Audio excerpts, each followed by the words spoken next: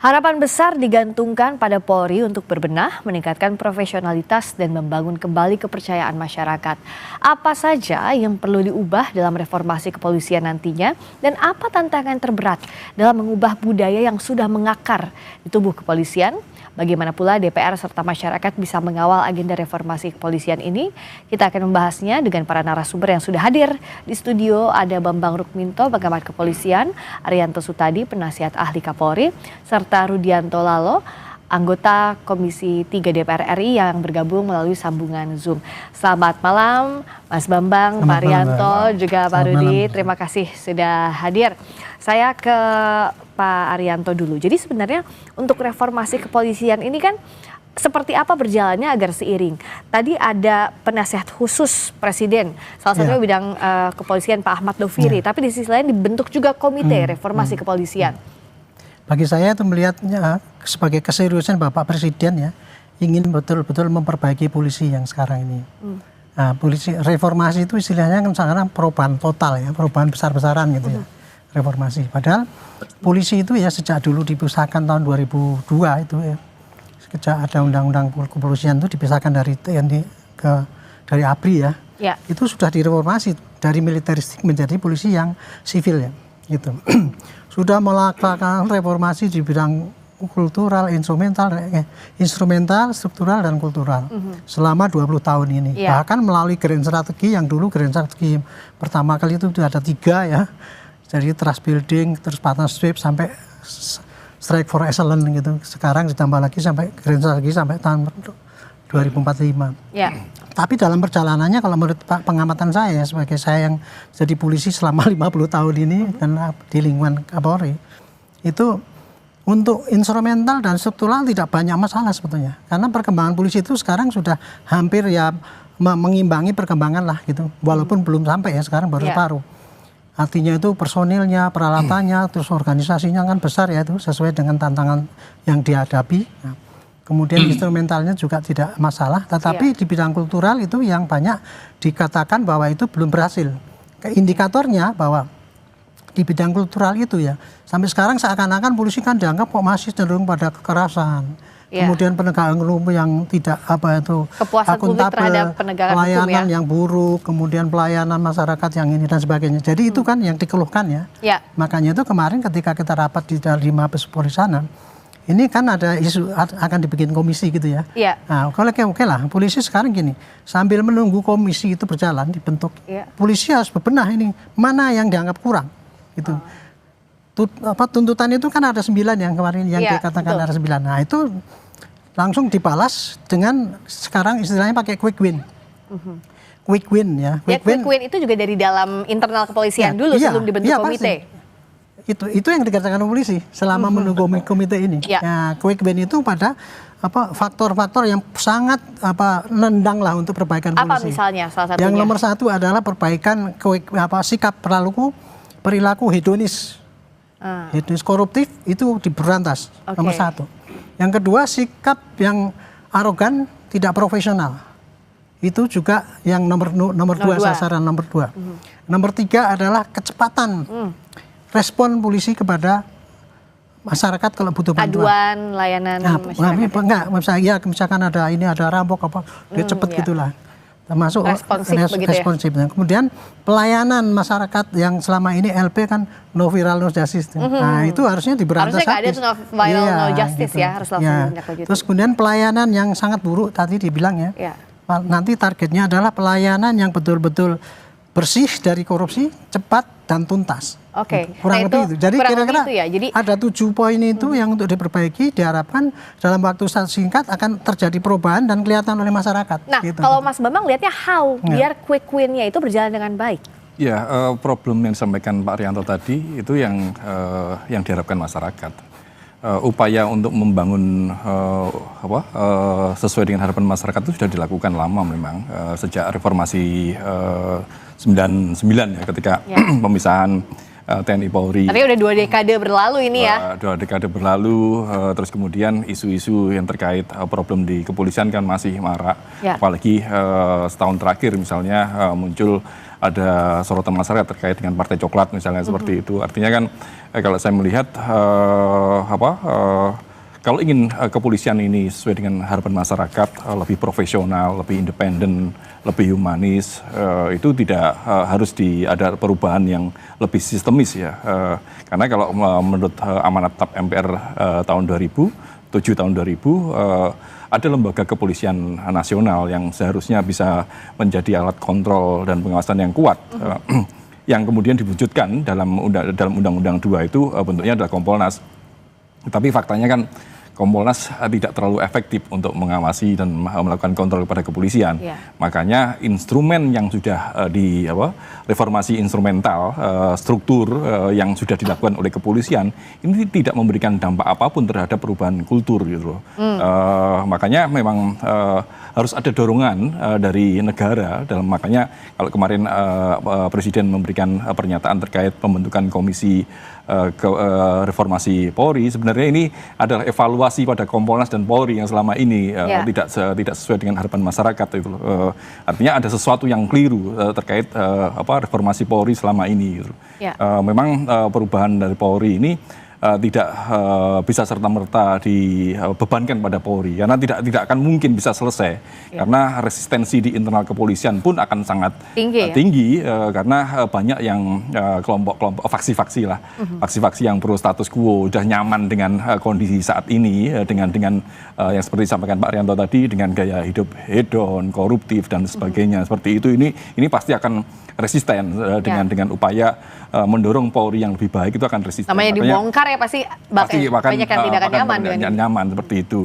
Tapi tim reformasi ini tidak cukup hanya membongkar faksi-faksi ini saja, tetapi harus lebih sistemis gitu loh. Banyak hal yang harus dibenahi secara sistem. Tadi kaitannya dengan pengawasan kontrol dan pengawasan eksternal ini harus diperkuat gitu loh karena yang terkait dengan upaya whistleblower dari internal kepolisian misalnya seperti itu kan ini sangat sulit sekali mereka yang berupaya mereka yang progresif berupaya untuk membuka membongkar aib kawannya ini tentu akan ditekan itu. Iya betul karena masih terjebak dalam sistem tadi makanya butuh reformasi sistemis ya. Nah untuk reformasi sistemis apa yang bisa dilakukan DPR dalam hal ini Bang Rudi? Tadi kan sudah disampaikan kalau dari Pak Rianto ada quick win yang bisa dilakukan. Tapi catatan juga dari Mas Bambang bahwa reformasi secara struktural dan instrumental sudah ada, tapi secara kultural pun masih jadi catatan seperti juga yang disampaikan Pak Arianto. Bagaimana Pak Rudi? Iya, pertama saya berharap diskusi kita malam ini didengar oleh Istana Negara supaya saya mengusulkan Bambang Rukminto ini dan Profesor penasihat Polri Pak Aryadi ini masuk tim reformasi Polri, Arianto masuk tim reformasi Polri ya. Karena ide-ide gagasannya dan itu yang menjadi problem hari ini saya kira yang jadi problem hanya satu soal kultural ya yang terjadi di institusi kepolisian kita yang masih banyak oknum-oknum ini menganggap menjadi anggota Polri itu kita jadi penguasa kira-kira gitu. Padahal sebenarnya esensinya Polri itu adalah ras swakotama, dia adalah abdi negara, pelayan bangsa. Sehingga mindset ini, kultur ini yang harus dirubah memang. Tentu kalau mau merubah kultur ya bicara pendidikan ya, mungkin kurikulum dalam pendidikan Polri itu sendiri ya, apakah bagaimana etika pelayanan publiknya, bagaimana pendidikan karakternya, saya kira itu poin utama sebenarnya karena hari ini masih banyak polisi baik saya kira, masih banyak polisi baik dan ada oknum-oknum yang itulah ketika lembaga kurang dipercaya masyarakat maka ketika ada oknum yang melakukan pelanggaran istilahnya nilai setitik rusak susu semelanga kira-kira begitu. Padahal 20 tahun lebih 2 dekade Polri ini terus berbenah bagaimana kemudian terus responsif terhadap aspirasi masukan dari masyarakat. Memang tentu ke depan banyak tantangan saya kira dan kita berharap apa yang diambil langkah Presiden ini melalui tim reformasi Polri termasuk pengangkatan Ahmad Lupiri sebagai penasihat khusus Kamtibmas dan Reformasi Polri, mudah-mudahan bisa duduk bersama, termasuk Kompolnas itu sendiri selaku pengawas eksternal, itu betul-betul bisa berbenah apa yang perlu diawasi gitu. Kami pun selaku mitra Polri ini melihat Polri ini jauh lebih baik ke depan gitu. Jujur kami di Komisi 3 paling banyak rapat, dengar pendapat, mendengarkan aduan, laporan masyarakat itu dengan Polri, karena masih banyak oknum-oknum, apakah itu di daerah dan sebagainya, yang masih melakukan praktek-praktek abuse of power misalkan, penyalahgunaan kekuasaan misalkan. Inilah yang sebenarnya disorot oleh masyarakat. Padahal esensi Polri ini adalah pelindung, pelayan, pengayom masyarakat. Nah, kalau kemudian langkah-langkah Polri hari ini di luar dari tugas utama Polri, maka itu yang menurut saya mendegradasi institusi Polri itu sendiri. Tapi saya melihat kemitraan Polri dengan DPR memang kita saling sinergi, kolaborasi, dan saling mengawasi tentunya. Mengingatkan selalu hal-hal yang perlu kita perbaiki. Karena teman yang baik ketika bicara reformasi tentu kita setuju itu, karena muaranya adalah perbaikan kinerja institusi, bukan hanya Polri. Saya kira seluruh instansi atau institusi negeri ini yang perlu direformasi. Nah, saya kira itu. Bagaimana untuk memasukkan peran-peran orang yang saat ini sudah disebutkan ditunjuk masuk tim reformasi Polri? Ada Pak Ahmad Doviri, meskipun dikatakan oleh Mensesnek ini posisinya beda dengan komite ya, tapi juga ada nama Prof Mahfud di sana, juga pihak eksternal lain. Gimana nanti posisinya, Pak Arianto? Kalau saya segini ya, kita mereformasi polisi ini kan sekarang yang diperbaiki yang buruk-buruk, ya kan? Nah, kalau untuk memperbaiki sesuatu yang buruk tuh harus dicari ahlinya. Ya. Harus pihak yang betul-betul berintegritas tinggi, ya. Sosok yang berintegritas tinggi, dan beliau punya pengalaman mengenai bagaimana melihat keburukan polisi dan bagaimana cara memperbaiki polisi itu. Jadi kalau suruh menunjuk itu, jadi harusnya itu yang dipilih ya. Karena apa? Kita jangan cuma retorika, wah ini dipilih tokoh-tokoh yang begini pasti polisi akan baik. Sekarang yang terlihat kan yang buruk oleh polisi itu kan di sisi kultural itu saja tadi. Iya. Merubah mindset ya gitu. Tadi saya lupa tadi ya. Ada dua Mbak yang penting sekali. Ini dalam Quick-Win ini kita menggalakkan whistleblower. Nah, itu tadi untuk jaminan bahwa itu supaya diinikan. Jadi yang mengawasi ini besok itu kesungguhan polisi untuk merubah itu pakai whistleblower, yaitu caranya memfasilitasi dan melindungi itu. Nah, dan kedua, pengawasan melekat. Selama ini ya kelemahan polisi yang di lapangan itu adalah pengawasan melekat. Karena apa? Itu tadi yang katanya kalau kesalahan dilindungi kan. Nah, harusnya itu dirubah. Jadi pengawasan melekat itu adalah pengawasan langsung pada pimpinannya. Jadi nanti kalau ada kesalahan yang kultur di bawah itu, yang kena pimpinannya juga. Yang kena itu, dan ada fakta integritas. Bisa 2 atau 3 tingkat ke atas. Dan fakta integritas. Gini, saya setiap ditunjuk dari Kapolsek, saya harus menjamin dalam waktu 1 bulan ini saya pantang tidak ada anggota yang arogan, ada yang pungli dan sebagainya. Kalau sampai ada itu saya copot, ganti aja. Yang mengawasinya siapa? Masyarakat. Whistleblower itu kan masyarakat. Whistleblower itu dari luar berarti ya, itu masyarakat. Nah, kemudian yang mengawasi outputnya itu ya dari masyarakat juga kan. Kalau ada dilaporkan ternyata Pak di bawah Anda itu masih ada kayak gitu kan, ya itu risikonya kepada pimpinan itu tadi yang pengawasan berlapis-lapis kan. Jadi kesungguhan daripada polisi untuk Quick-Win ini betul-betul ditunjukkan pada 7 poin yang saya sampaikan itu tadi. Nah, pengawasan yang maksimal itu bagaimana Mas Bambang? Sejauh ini kan tadi sudah disebutkan juga ada Kompolnas, bahkan itu dibentuknya sesuai dengan undang-undang. Nah, pengawasan berlapis seperti apa lagi yang masih harus dibutuhkan? Tapi jawabnya usai jeda di Sapa Indonesia Malam.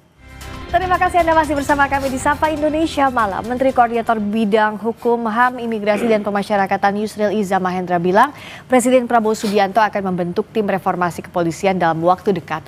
Yusril bilang tim reformasi kepolisian masih disusun dan akan diumumkan melalui keputusan Presiden. Sementara Yusril juga menyebut bahwa reformasi kepolisian bukan berarti ganti Kapolri, karena pergantian Kapolri hak prerogatif Presiden. Tadi Pak Presiden juga mengatakan kepada saya bahwa akan membentuk tim reformasi kepolisian, itu mungkin dalam 2 minggu 3 minggu ke depan akan dibentuk timnya. Kalau tadi Pak Ahmad Doviri itu dilantik sebagai staf khusus Presiden, juga ikut menangani reformasi kepolisian. Tapi ya, bukan tim reformasi kepolisian yang akan dibentuk oleh Presiden tadi. Membaca reformasi kepolisian apakah harus sampai mengganti Kapolri? Oh enggak, mengganti Kapolri itu sudah diatur dalam undang-undang kepolisian. Presiden yang berwenang dan Presiden akan mengajukan nama calon Kapolri yang baru kepada DPR, dan nanti DPR akan menyetujui dan Presiden akan melantik siapa yang disetujui oleh DPR itu. Bisa saja Presiden mengajukan 1 nama atau 2 nama atau lebih. Terkait proses pencalonan itu sebelum diserahkan ke pihak DPR, Bapak sudah mendengar juga bahwa Presiden sedang mempersiapkan nama tersebut? Belum sama sekali. Dan biasanya itu diputuskan oleh Presiden. Nggak mungkin nanya saya, itu kewenangan beliau sepenuhnya. Tolong bantu Mas Bambang untuk mengejawantahkan secara sederhana agar kita diskusi tidak hanya soal normatif apa yang akan-akan, tapi apa yang real bisa dilakukan. Tadi Pak Yusril bilang bahwa tidak berarti ganti Kapolri, reformasi. Tapi di sisi lain kan butuh pengawasan berlapis seperti yang disampaikan oleh Pak Arianto. Kalau kita melihat selama ini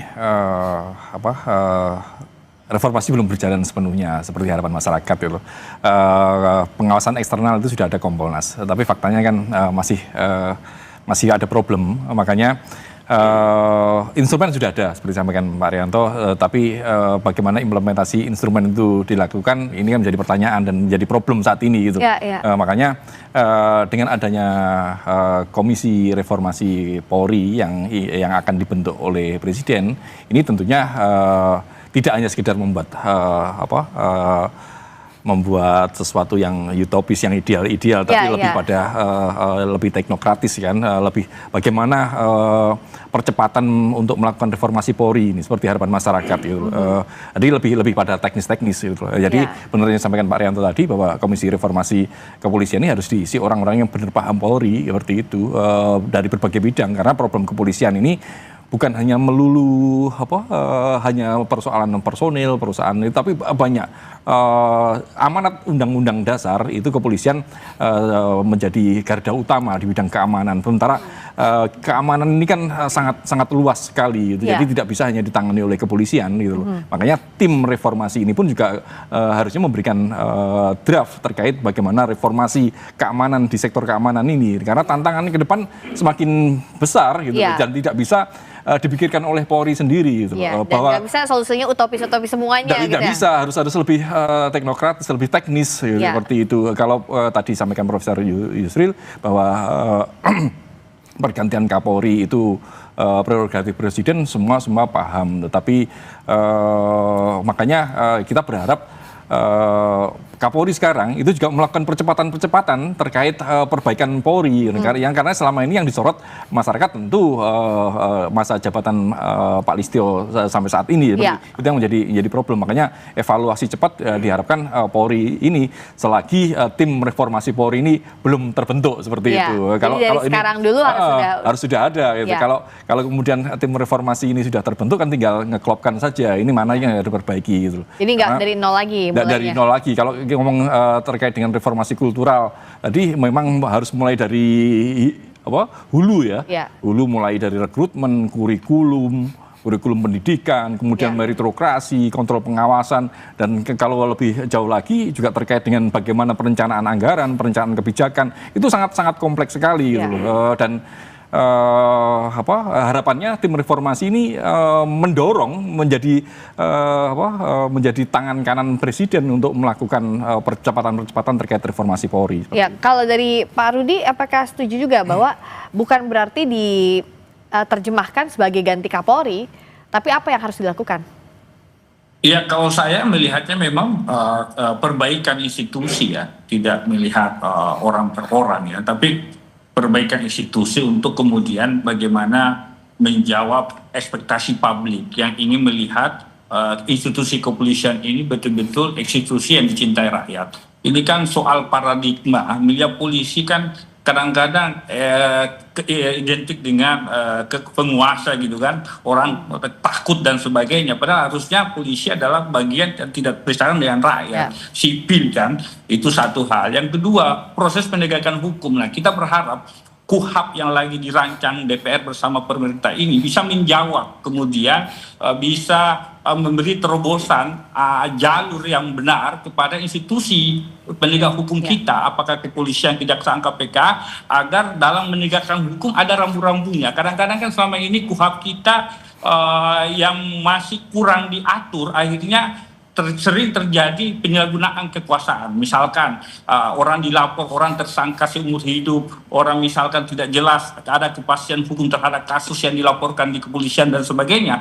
Hal-hal inilah yang kemudian juga salah satu penyebab turunnya kepercayaan kepada institusi kepolisian. Nah, kita mau benahi itu. Cara pembenahan awalnya mungkin dimulai dengan revisi KUHP yang saat ini sedang bergulir, mudah-mudahan selesai, lalu kemudian revisi Undang-Undang Polri itu sendiri. Misalkan hari ini, kemarin sudah di rapat di Badan Legislasi, ya, kita akan revisi Undang-Undang Nomor 2 Tahun 2002 tentang Kepolisian Negara Republik Indonesia. Mudah-mudahan itu juga bisa menjadi jawaban solusi terhadap institusi kepolisian kita. Sekalipun memang diskusi hari ini hampir semua ketika ditanya tentang kepolisian pasti bicara soal reformasi kultural. Kultural, apa yang salah dalam kultur kepolisian? Inilah yang menurut saya yang harus dibedah, yang harus dibenahi agar kultur kepolisian betul-betul seperti polisi yang ada di dunia misalkan, ya kan? Kita mau seperti itu. Ya, yang menarik kan kalau reformasi kultural, tapi kan tetap harus ada payung hukumnya dalam revisi Undang-Undang Polri. Nah, menerjemahkan ini dalam bentuk aturan,